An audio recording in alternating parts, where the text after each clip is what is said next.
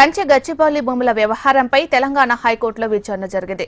సుప్రీంకోర్టులో కేసు విచారణ ఉన్నందున ఈ నెల 24వ తేదీలోపు కౌంటర్ దాఖలు చేయాలని ప్రతివాదులను హైకోర్టు ఆదేశించింది. స్టేటస్ రిపోర్టు ఫైల్ చేయాలని ప్రభుత్వానికి ఆదేశాలు ఇవ్వాలని అడ్వకేట్ ప్రవీణ్ కోరారు. ఫేక్ వీడియోలు, ఫారెస్ట్ తగలబెట్టిన వీడియోలపై పోలీసులు కౌంటర్ దాఖలు చేస్తారని ప్రభుత్వ న్యాయవాది తెలిపారు. తదుపరి విచారణ ఈ నెల 24వ తేదీలోపు వాయిదా వేసింది హైకోర్టు.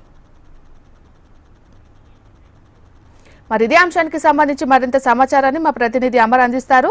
అమర్,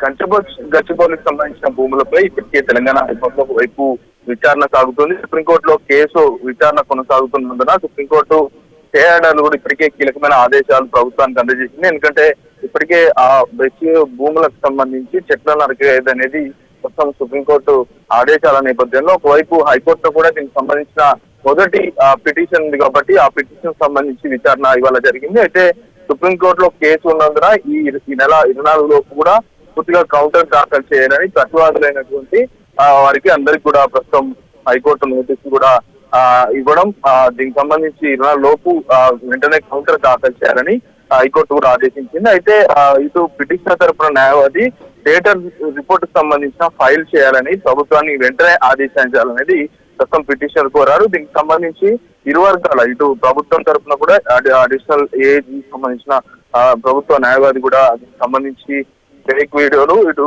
ఫారెస్ట్ తగలబెట్టిన వీడియోస్ పై పూర్తిగా అన్ని అబద్ధపు ప్రచారాలు చేస్తున్నారనేది సోషల్ మీడియాకు సంబంధించిన పలు పార్టీలకు సంబంధించిన వీడియోలను కూడా ప్రస్తుతం కౌంటర్ దాఖలు విషయానికి సంబంధించి ప్రభుత్వ న్యాయవాది ఇవన్నీ కూడా దాఖలు చేశారు. ఇరు వర్గాల విచారణ అనంతరం తదుపరి విచారణ ఏదైతే ఈ నెల 24కి అయితే వాయిదా వేసిన పరిస్థితులు అయితే ఉన్నాయి.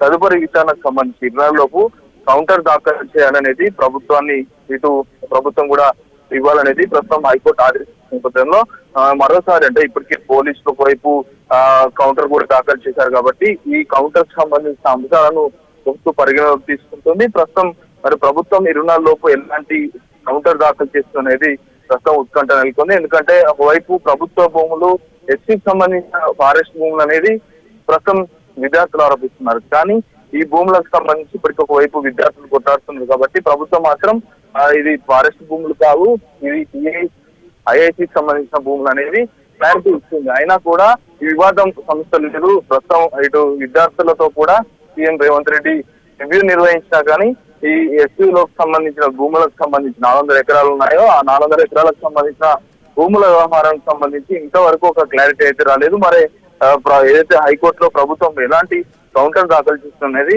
ప్రస్తుతం ఉత్కంఠగా మారింది. ఈ నెల 24 లోపు పూర్తిగా వాయిదా మరోసారి విచారణ కూడా కొనసాగే అవకాశం అయితే కనబడుతుంది.